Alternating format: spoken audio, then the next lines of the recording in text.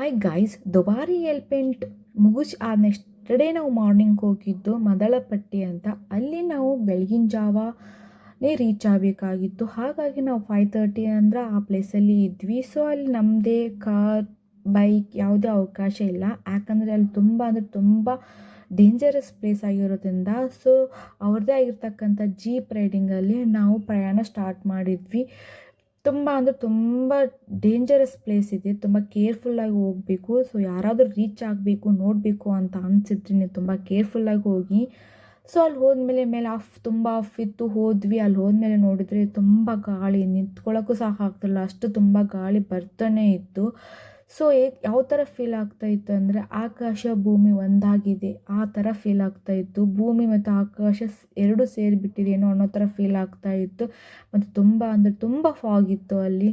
So ನಾನಂತೂ ತುಂಬ enjoy ಮಾಡಿದ್ದೆ, ತುಂಬ ಎಂಜಾಯ್ಮೆಂಟ್ ಆಯಿತು. ಸೊ ಹಾಗೆ ನಾರ್ಮಲ್ಲಾಗಿ ಇದೆ ಅಲ್ವಾ, photo click and video click ಮಾಡ್ಕೊಂಡ್ವಿ. ಸೊ ಅವ್ರು ಬೇಗನೆ ಬನ್ನಿ ಅಂತ ಹೇಳಿದರು. ನಮಗೆ ಬರೀ ಹಾಫ್ ಆನ್ ಅವರ್ ಟೈಮ್ ಕೊಟ್ಟಿದ್ರು. ಸೊ ಹಾಫ್ ಆನ್ ಅವರ್ ಟೈಮಲ್ಲೇ ನಾವು ಕವರ್ ನೋಡ್ಕೊಂಡು ಮತ್ತೆ ಡೌನ್ ಹೋದ್ವಿ. ಸೊ ಅದಾದ ನೆಕ್ಸ್ಟ್ ನಾವು ಸ್ಟಾರ್ಟ್ ಮಾಡಿದ್ದು ಅಬ್ಬೆ ಫಾಲ್ಸಿಗೆ ರೀಚ್ ಆದ್ವಿ. ತುಂಬ ಚೆನ್ನಾಗಿತ್ತು. ಸೊ ಯಾವ ಥರ ಫೀಲ್ ಆಗ್ತಿತ್ತು ಅಂದರೆ ವಾವ್ ಅನ್ನೋ ಥರ ಚೆನ್ನಾಗಿತ್ತು. ಸೊ ಅಬ್ಬೆ ಫಾಲ್ಸ ಮುಗಿಸ್ಕೊಂಡ್ವಿ. ಆ ಗ್ರೀನ್ಗಳ ಮಧ್ಯೆ ಆ ನೀರು ಬೀಳ್ತಕ್ಕಂಥದ್ದು ನೋಡಿಬಿಟ್ರೆ ತುಂಬ ಖುಷಿ ಆಯಿತು.